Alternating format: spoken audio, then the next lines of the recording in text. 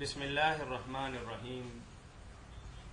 معزز خواتین و حضرات، مرکز الحرمین الاسلامی ستیانہ روڈ فیصل آباد پاکستان کے پروگرام فتاوی آن لائن کے ساتھ میاں طاہر حاضر خدمت ہے۔ اسلامی تعلیمات اور سوال و جواب کا یہ پروگرام ہر اتوار کے روز عصر تا مغرب آپ کی خدمت میں پیش کیا جاتا ہے۔ ریکارڈڈ پروگرام مختلف کیبل نیٹ ورک کے ذریعے آپ کو دکھایا جاتا ہے۔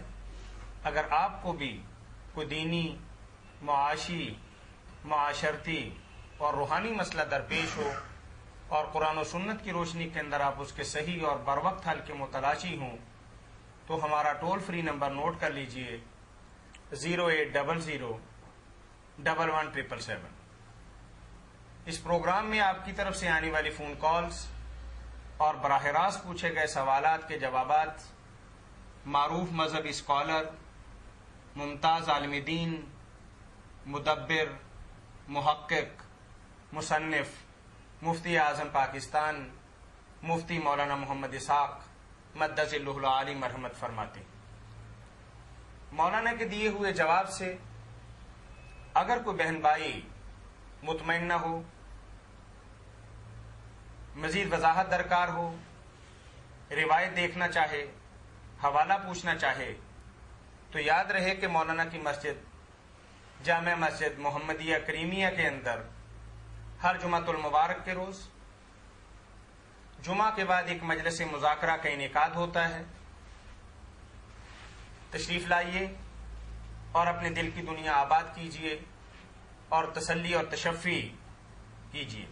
جی مولانا، ہمیں سب سے پہلا ایک تحریری سوال موصول ہوا ہے اور وہ قرآن کریم کی ایک آیت مبارکہ کی وضاحت طلب کی ہے بھائی نے کہ ادخلوا فی السلم کافہ، کہ پورے کے پورے اسلام کے اندر داخل ہونے کا کیا معنی ہے، وضاحت فرما دیں۔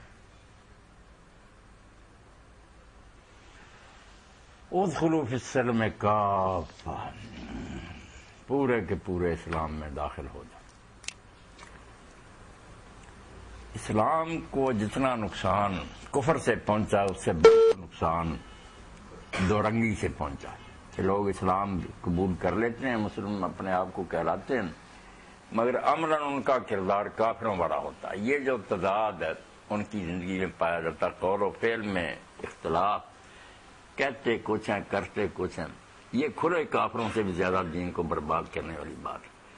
اس لیے ایسے لوگوں کی مردم شماری سے ہم کہتے ہیں کہ مسلمان اتنے ہیں، وہ ایسے ہی جیسے کسی کے جسم پر بیماری کی وجہ سے بہت زیادہ گوشت آ جائے، وہ سوج جائے تو اس آماس کی موٹاپے کی وجہ سے بظاہر تو نظر آتا ہے بہت موٹا تازہ، حالانکہ وہ تندرست نہیں ہوتا، نکما۔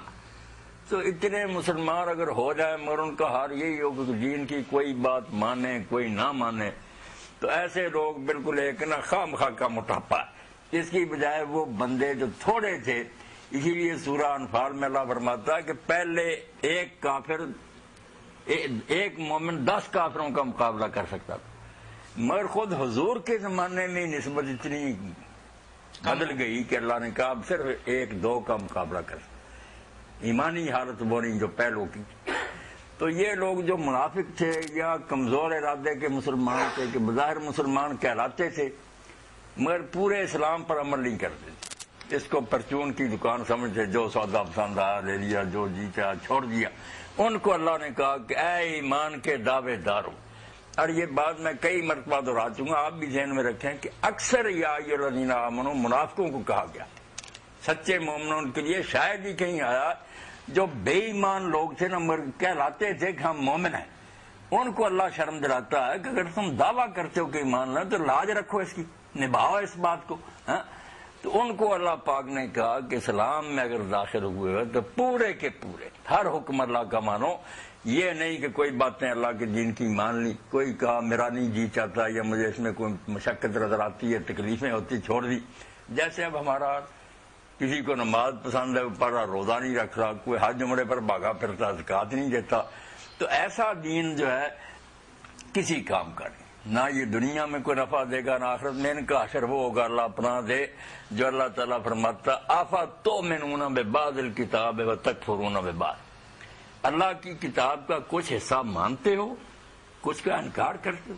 فما جزاء من یفعل ذلک منکم الا خزی فی الحیات الدنیا۔ یہ دیکھو ہو رہا پورا، جو قوم اللہ کے کلام کے ساتھ یہ ٹھٹھا کرتی ہے اس کو یہ بدلہ پھر ملتا ہے کہ وہ دنیا میں بھی ذلیل و رسوا ہوتے ہیں، وَيَوْمَ الْقِيَامَةِ يُرَدُّونَ إِلَىٰ أَشَدِّ الْعَذَابِ، وہاں سخت عذاب میں مبتلا ہوں گے کہ جو نہیں مانتے تھے وہ تو کم وقت نہیں مانتے تھے، تم ماننے کا دعویٰ کر کے یہ کرتے رہو۔ اس لیے اسلام میں داخل ہونا ہے تو پھر ایک دل ہی ہونا چاہیے، کئی دل نہیں ہونا چاہیے، ایک ہی ارادہ، یک دل ہو، یک قبلہ ہو، یک روح باٹ، ایک دل ہے، ایک قبلہ، اسی کی طرف منہ کر، یا اللہ کا بن جا، نہیں بنا جاتا تو کفر اختیار کر، کم از کم دنیا تو بن جائے گی تیری جیسے ان کی بن گئی۔